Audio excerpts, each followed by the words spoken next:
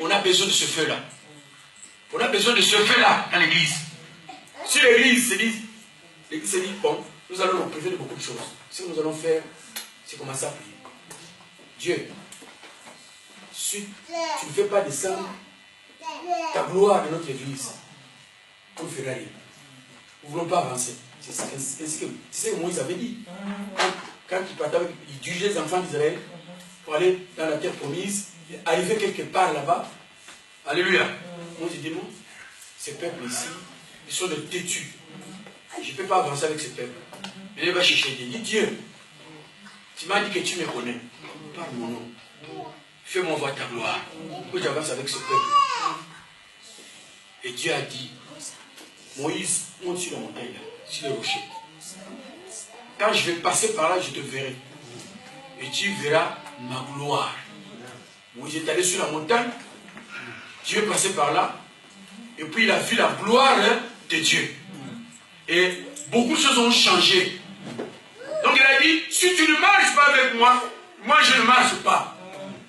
Il n'y a que la gloire de Dieu qui peut me faire avancer avec ce peuple. Amen. Alléluia. Cherchons cette gloire dans nos prières. Amen. Au lieu de chercher le problème dans les églises aujourd'hui, parce que dans les églises, il y a que des problèmes, les gens qui viennent. Oh, pourquoi le tailleur dans le tu me laves les yeux farous comme ça. Il ne m'a pas salué aujourd'hui. Tu as dit quoi c'est dans le il ne m'a pas salué. Tu vas voir. La personne passe là. Peut-être qu'il n'a pas vu. Qu'est-ce que je t'avais dit? Après, c'est comment tu étais. C'est ça l'église. Tu sais pourquoi toutes ces choses-là? Le feu de Dieu manque. Lorsque le feu manque maintenant, les choses du monde vont Dieu maintenant dans l'église. Cherchons la présence de Dieu. Cherchons la gloire de Dieu dans nos vies. Cherchons la présence de Dieu dans nos vies. Quand nous cherchons la présence de Dieu dans nos églises, dans nos vies, vous allez voir ce qui va se passer. Alléluia. Pasteur peut prier, mais seul, ça ne fera rien pour amener la gloire de Dieu. Le réveil dans l'église. Il faut que toi tu pries, l'autre prie, celle-là prie, les autres prient, beaucoup de groupes se jouent ensemble. Comme Actes des Apôtres chapitre 2, Actes 2, 42, on dit que les disciples ont suivi les enseignements, l'unité, ainsi de suite, et la prière, les prières, persévérer dans la prière. Donc c'est très important. Amen. Nous voulons que notre église change. Commençons à prier. Alléluia. Nous voulons faire la mission qui nous a été commissionnée par Jésus dans Marc 16, 15. Allez avec quoi? Allez avec quoi? Tu vas aller seul? Allez avec le feu de Dieu. Alléluia. Allez avec le feu de Dieu. Moi, je vis au Congo un garçon de 7 ans qui prêchait. Alléluia. J'ai vu le petit jumeau qui était dans notre église, qui prêchait au Congo. Le petit jumeau de 7 ans, 6 ans. Quand il prêche, c'est tout le monde qui pleure. Alléluia. Mais toi aussi, tu peux prêcher comme ça. N'est-ce pas? Tu peux amener aussi beaucoup de gens. Tu peux transformer beaucoup de gens. Alléluia. Le petit garçon de 7 ans, l'autre mec s'appelait Jackson, c'est son nom à l'époque, vers les années 83. La maman de ce garçon est venue nous laisser son fils, qui avait 7 ans. Il dit, je ne comprends pas. Mon fils prêche même la nuit. Il se réveille, il commence à parler. La maman a amené le petit garçon chez nous. Bon, on a commencé maintenant à encadrer ce petit garçon. À un certain moment, on l'a laissé, il a commencé à prêcher. Quand le petit garçon prêche, nous sommes là, au bout de la table, pour faire la sécurité. En fait, il ne tombe pas. Il prêche, il prêche, il prêche, il prêche. Les gens commencent à pleurer. Les hommes et les femmes commencent à pleurer. Après avoir prêché, quand il rentre dans la chambre, il monte sur le lit. Un jour, j'allais rentrer sur le lit en train de jouer. Je commence à le foutre. Toi, tu n'écoutes pas. Mais quand il termine à faire ces bêtises-là, quand il monte pour prêcher, mais c'est la gloire de Dieu. Amen. Dieu peut t'utiliser. Dieu peut faire de toi un homme. Alléluia. Dieu a besoin de toi. Dieu se cherche l'instrument. Mon ami, Dieu se cherche l'instrument aujourd'hui pour transformer le monde. Alléluia. Un exemple encore. Fête des Cana. N'est-ce pas? Dans Jean chapitre 2. Les gens ont vu. Le vin terminé. N'est-ce pas? Lorsque le vin terminé, Marie va chercher maintenant son fils Jésus. Il dit, fais quelque chose pour ces gens ici. Tu ne vois pas que le vin est terminé maintenant, il faut faire quelque chose. Mais Ce que j'ai saisi là-dedans, c'est quoi? Pour qu'il y ait les signes et les miracles, on est allé chercher les 6 vases qui sont dans le temple, destinés à la purification. On va faire sauter les 6 vases devant Jésus. On a rempli de l'eau, et puis on a donné aux gens. La Bible dit que lorsqu'ils ont goûté, l'eau a été changée en vin. Les gens commençaient à dire, ah, ce que nous avons bu auparavant, c'était amer. Mais ça c'est bien, pourquoi tu avais caché ça? La fête là de Cana a été transformée en joie. À cause de quoi? À cause des vases. Qui était l'instrument qui a été utilisé. Alléluia. Personne ne connaissait ces vases-là. Les vases sont devenus aussi populaires ces jours-là. Je crois que tout le monde voulait utiliser ces vases-là. Si aujourd'hui tu commences à t'utiliser, tu sais ce qui va t'arriver? Les gens vont même s'agenouiller devant toi. Ah oui. Dans la Bible, j'ai dit Paul et son ami, je crois que c'est Barnabas ou Silas qui était allé prêcher. Silas, après avoir prêché l'évangile de puissance et de force, les gens commencent à crier, oh, les dieux sont descendus. On a donné le nom à Paul et Silas. On a dit, les dieux sont descendus en forme humaine. On a donné le nom de Jupiter et Mercure. Alléluia. Parce qu'ils ont prêché comme des dieux. Amen. Si Dieu commence à t'utiliser, c'est le monde qui va trembler. Le monde qui t'entoure, le monde qui te dit, toi tu peux rien faire. Qu'est-ce que toi tu peux faire toi? Le jour où Dieu va commencer à t'utiliser, où les signes et les prodiges, les miracles, je ne dis pas des miracles chez les féticheurs, hein? J'ai dit les véritables miracles de Dieu, sont destinés pour les enfants de Dieu. Amen. Alléluia. Amen. Les signes sont pour les enfants de Dieu. Mais aujourd'hui, il n'y a pas de signes. Alléluia. Fais la prière de psaume qui disent, Dieu, où sont nos signes? Oh Dieu, fais-moi voir ta gloire, mon Seigneur. Oh Dieu, utilise-moi pour la gloire de ton nom. Je vais sauver les voisins, les gens qui m'entourent, les gens qui me voient. Je vais sauver ces gens-là par la parole de Dieu. Donne-moi la force. Quand Dieu voit son intérêt là-dedans, il te donne la puissance là. Mais quand toi tu pries, tu veux être rempli du Saint-Esprit pour que les gens te suivent, tu deviens comme un Dieu. Tu deviens orgueilleux, comme il y a beaucoup de gens qui commencent à l'utiliser, il devient orgueilleux. Il était un simple frère dans l'église qui commence à l'utiliser. Il est allé prier chez une dame, ou bien un frère, ou bien un monsieur. Le monsieur est sauvé. Demain, il va commencer à marcher sur le point de souliers, comme ça. Oh, vous savez que son français, ça commence à changer. Moi, je suis un homme que Dieu utilise. Hein. Et c'est comme ça qu'il y a beaucoup de divisions aujourd'hui. Tu cherches à devenir grand pour faire quoi? Tu veux que Dieu t'utilise pour être qui? Tu veux travailler pour quelle cause?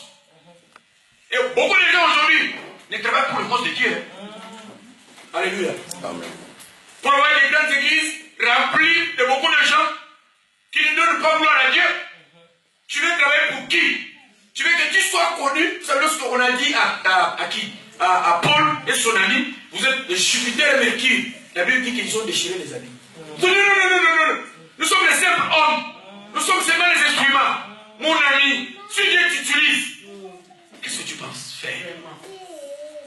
Alléluia. À la gloire, quand ça vient, si tu ne sais pas maîtriser, ça va te tuer. C'est comme ça a tué beaucoup de gens. Tu es à l'extérieur avec une personne, il te parle tout calmement, tout bonnement. Quand il commence à prêcher ici, il change la voix. Je suis venu vous annoncer la bonne nouvelle du Seigneur. Moi j'étais là, à l'église des messagers dans Bruxelles. Et monsieur qui venait à Kinshasa. Le prédicateur, j'étais là. J'ai parlé là avec lui, à l'extérieur. 2 minutes. Il dit, ah monsieur, ça va? Ah comment ça va? Ça fait beaucoup de temps. Je dis, ok, ça va. Il monte, il était invité par l'église. Moi aussi j'étais là. Quand il est monté sur la chair, la voix a changé. Je vais vous parler aujourd'hui. Quel orgueil! Dieu est prêt à donner, mais il regarde l'instrument. Dieu est prêt à faire, mais il regarde le chant. Est-ce qu'il y a l'intérêt de Dieu dans tout ce que tu vas parler? Est-ce que Jésus est à la pointe de ta parole? Jésus est au centre de tout ce que tu fais? Tu veux quoi? Tu vas aller où avec cette parole-là? Tu vas amener les gens où? Il y a des gens qui veulent prêcher l'évangile, c'est bien, avec puissance et force. pour amener les gens où? Si tu veux, amène les gens à voir seulement que Jésus est sa croix. Amen, amen. Amène les gens à regarder à la croix, à regarder le Jésus ressuscité. Alléluia. Amen, amen. C'est ça l'intérêt. Quand tu cherches les choses comme ça, Dieu descend. Et il agit. Amen.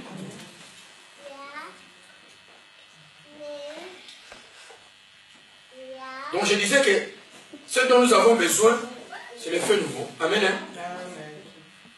Pour démontrer la puissance de Dieu à un monde mourant.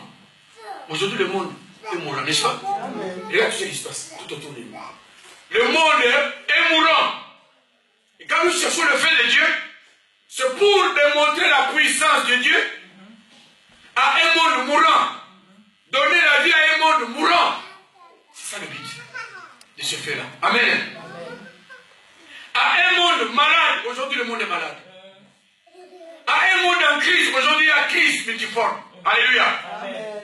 Sur le plan social, sur le plan économique, sur le plan politique, le monde est tellement malade.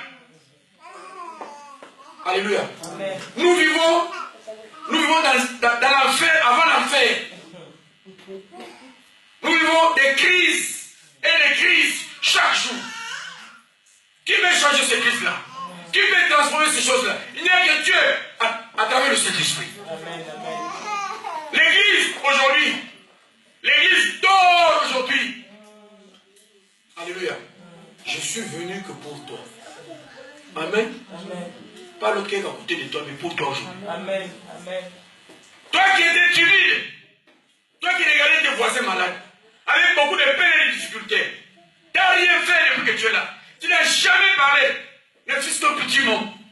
Tu regardes les gens à côté de toi, mourants, malades, moribonds, souffrants, toutes ces choses-là. Tu n'as rien fait. Mais le matin, le dimanche, tu es à l'église.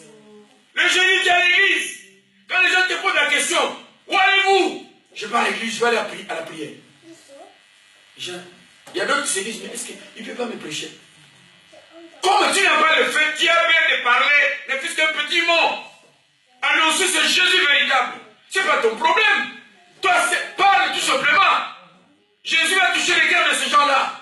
Dis seulement un petit mot. Dis un mot. Paul a dit, je n'ai pas honte de l'évangile, car c'est une puissance pour quiconque croit. Alléluia. Paul dit ça. Je n'ai pas peur de l'évangile, de prêcher l'évangile. C'est une puissance. Pourquoi? Parce que Paul en avait déjà goûté. Il avait vu Jésus. Il a été touché par la puissance de Dieu. Quand on est touché par la puissance de Dieu, on prêche, on parle de la part de Dieu, on parle bien, on donne l'évangile, on donne la vie à ceux qui manquent la vie. Donne la vie, parle, prêche l'évangile. Alléluia. Amen. Le monde est malade. Ça c'est vrai. Amen. Le monde est désemparé, le monde est troublé. On se réveille, il n'y a que des problèmes. Quand on ouvre nos télévisions, il n'y a que des problèmes. Les journaux, il y a tous les 12. Il n'y a que des souffrances. Les gens cherchent la paix. Où trouver la paix? Aujourd'hui, pour chercher la paix, les gens sont allés à l'hôpital, ils vont prendre des somnifères, mais les somnifères, ça ne change rien. Il y a que Jésus qui donne la paix. Amen. Parce qu'il a dit, je vous donne la paix que je vous donne, le monde ne les donne pas. Donc la paix de Dieu, la paix de Jésus est différente. Et cette paix-là est dans sa parole. C'est pour cela que Paul a dit, je n'ai point honte de l'évangile, car c'est une puissance pour quiconque croit. Donc la parole de Dieu n'est pas une puissance quand on n'a pas cru. Pour que la parole soit crue, toi qui prêches l'évangile, tu dois donner la vie.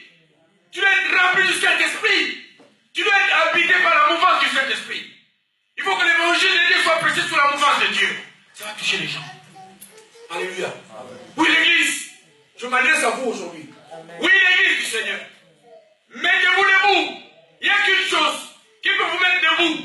Il n'y a qu'une chose qui peut vous pousser. Il n'y a qu'une chose qui peut vous lever. Il n'y a que le feu du Saint-Esprit. Alléluia. Le jour où les disciples sont descendus, quelque chose d'extraordinaire s'est opéré ce jour-là. Vous savez ce qui s'est passé? Les gens commençaient à dire, il y a une doctrine ce soir. Ils ont amené une doctrine, hein, on ne comprend pas. Qu'est-ce qui se passe? Alléluia. Mais ils voyaient ces gens-là. Ils les voyaient auparavant. Mais lorsque ces gens-là sont montés, quand ils sont descendus, ça a changé. Ils ont amené notre doctrine. Les gens de ce quartier ici, ils vont vous dire comme ça. Allons voir un peu visiter cette église-là. Lorsque Dieu est ici, quand la présence de Dieu est dans une salle, dans une église, les gens sont attirés. Amen. Amen. Les gens vont venir d'eux-mêmes. Si la puissance de Dieu va commencer à agir ici, à travers vous, dans vos prières, la présence de Dieu ici, les gens, ils vont finir à venir ici, se mettre devant ici, pleurer ici. Quelle que soit leur culture et leur peau, leur niveau de vie. L'homme qui avait le niveau de vie à cette époque-là, Moïse, il a été attiré par le buisson, n'est-ce pas? Simple buisson. Moïse devient fou. Alléluia. Il dit, mais je ne comprends pas. Mais qu'est-ce qui m'arrive? Je vais retourner pour regarder un peu. Les savants vont se retourner pour écouter ce que tu dis. Quand tu parles de Jésus, lorsque tu auras ramené l'élément qui te manque, le feu de l'esprit, les gens seront détournés. Alléluia. De leur faux évangile. Alléluia. De leurs problèmes, ils vont se dire, je vais retourner pour regarder, pour suivre ce jeune garçon-là qui parle bien. Soit tu viens à la maison, maman, tu as un garçon là, chez toi à la maison, qui a 17 ans. Mais ce qu'il m'a dit dans le bus là, mais je suis touché, hein. Il est où? Oh, mon fils? Oui, ton fils là. Mon fils là. Mais il dort, non? Mais ton fils là, il parle, hein? Essayez un peu. Amen. Essayez un peu ce Jésus-là. Vous allez voir ce qui va arriver. Vos amis à l'école, ils vont vous suivre. Amen. Amen. Les mamans, ils vont voir qu'on va chercher son petit garçon. Amen. Qui lave les assiettes à la maison. Les gens vont aller le chercher. Nous cherchons Jean-Jacques. Il est où? Jean-Robert, il est où? Il a bien parlé aujourd'hui. Amen. Alors pour terminer, Jean-Baptiste a parlé de deux éléments, de deux ingrédients. Amen. Qui donne à l'église la puissance pour vaincre le monde. Nous allons lire dans Luc 3, verset 16.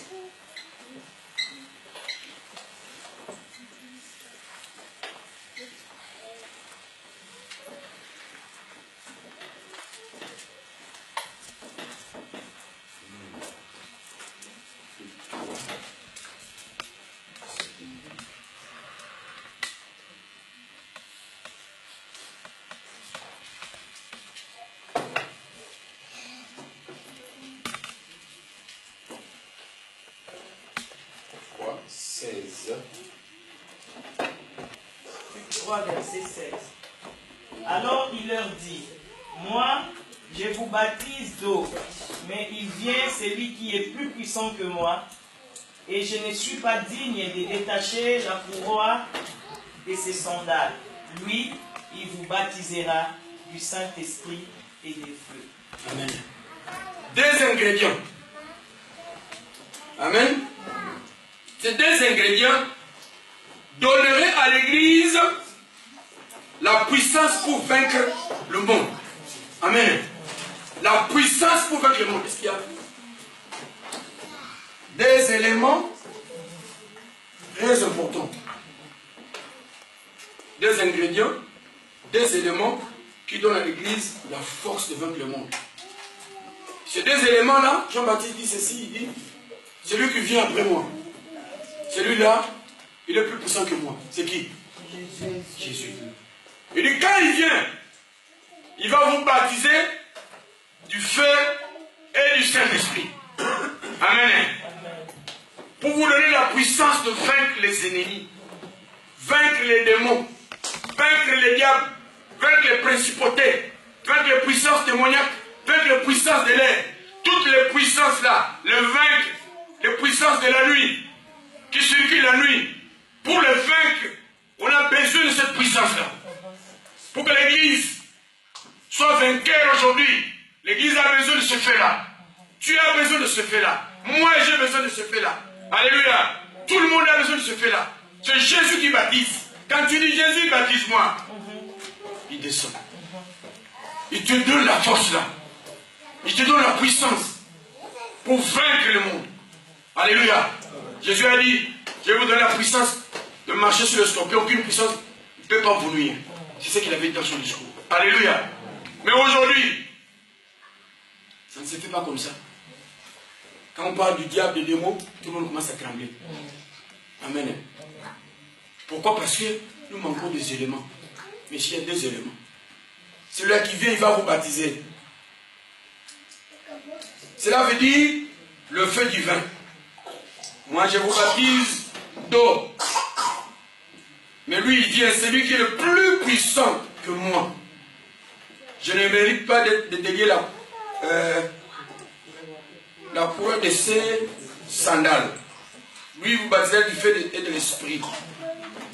Quand il descend le Saint-Esprit, tout honnête est consumé. Alléluia. Amen.